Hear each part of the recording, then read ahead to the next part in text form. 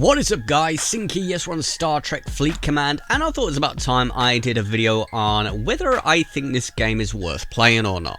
Now, for those that are already playing, you already know most of this stuff anyway, so whether you want to watch this and hear my opinion, that's completely up to you.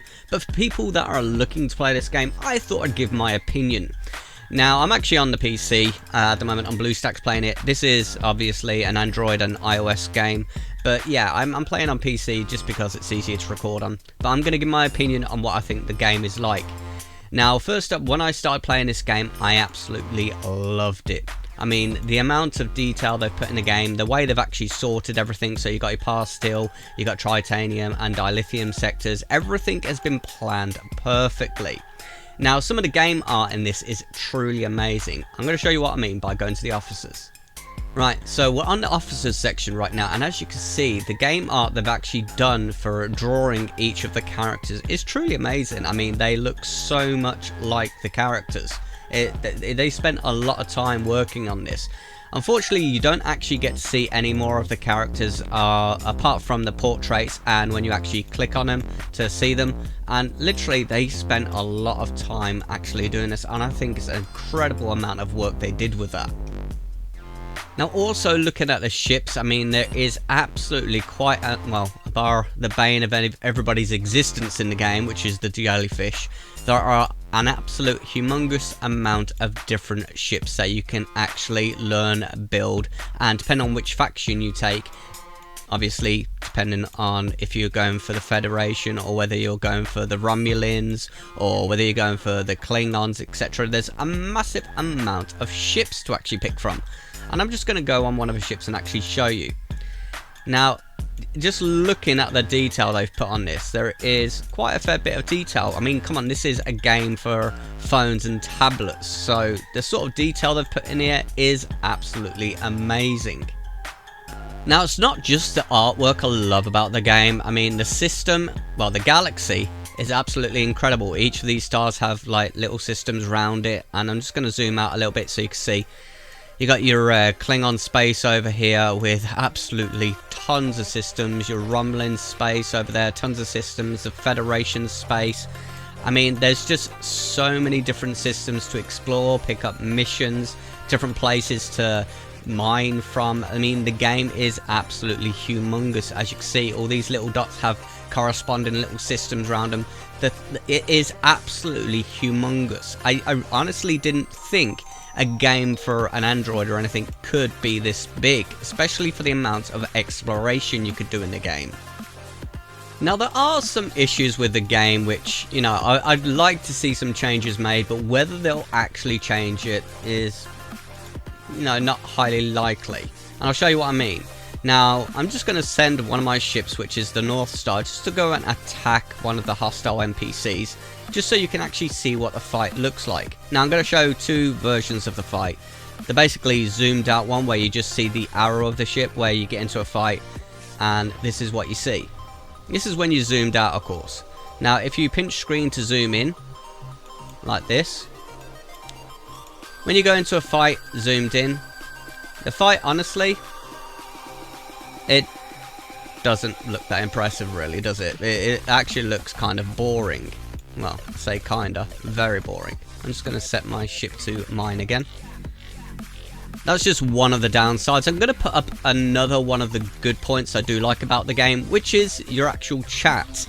Now, depending on what type of alliance you're in, or guild, clan, whatever you guys want to call it, there's a lot of sociability in it, and you know, we all chat in our alliance, and you know, we get to have a laugh, have a joke, and also help each other. Like I asked earlier, anybody knows a good place for 2-star gas to mine, and instantly got a response. So there's a lot of sociability about the game and a lot of teamwork involved in the game, especially when you go raiding. You know, your alliance works together to come together as a whole group and just go working together to go raiding.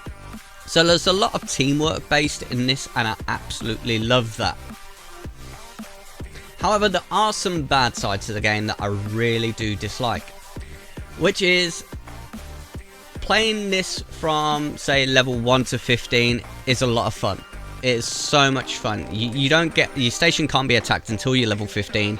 When you're mining, you can be attacked from level 10 onwards, but most people tend to be a lot higher than that. So chances are, if you're level 10, you won't really be attacked. Not very often, depending on what server you're on. If you're an old server like what I'm on, you won't really be attacked because everybody's too high a level to attack you.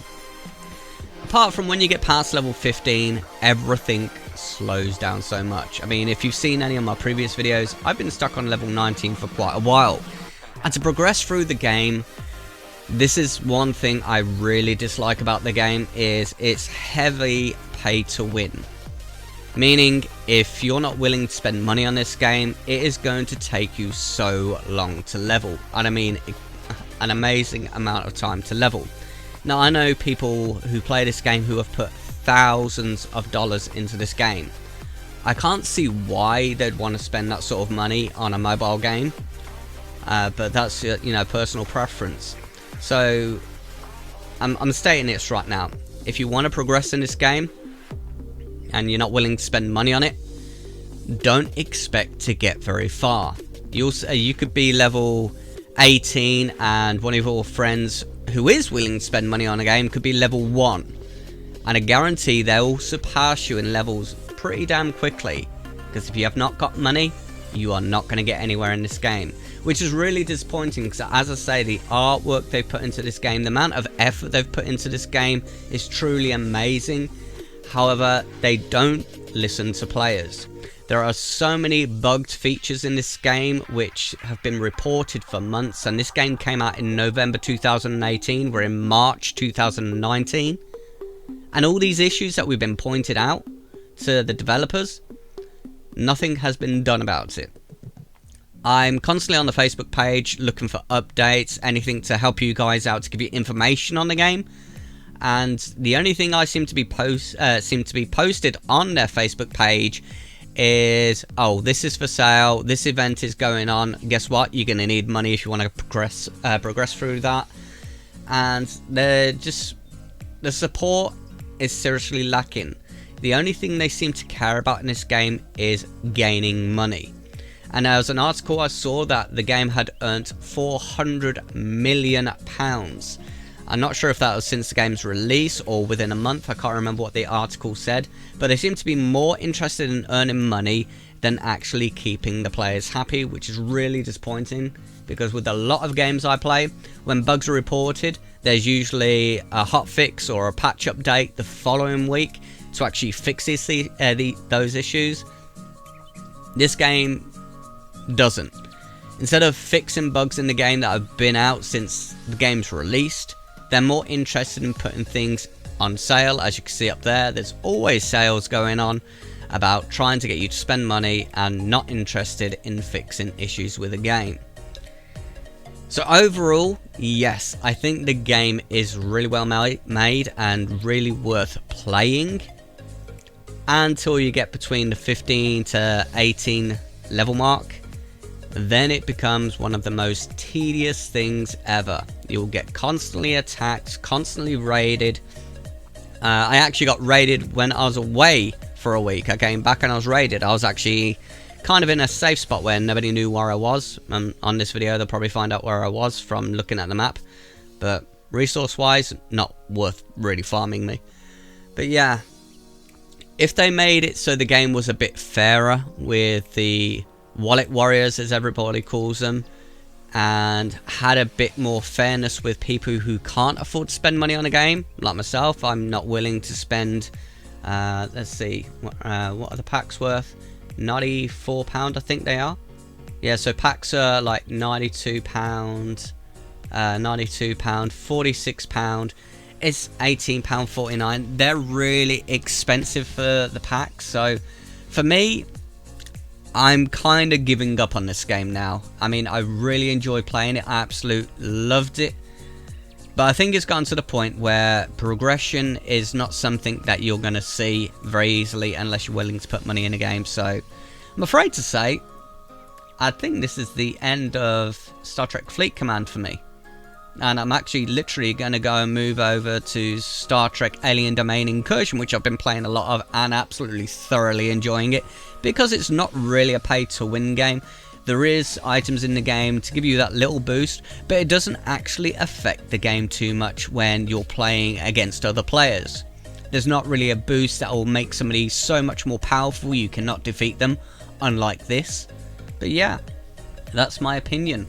Anyway guys, if you've got anything to say about the game, put it in the comment section, whether you agree with me or disagree with me. As I say, this is just my opinion. Anyway guys, I thank you for watching, and if you did like the video, please leave a like. Otherwise, I shall catch you guys next time. Toodles!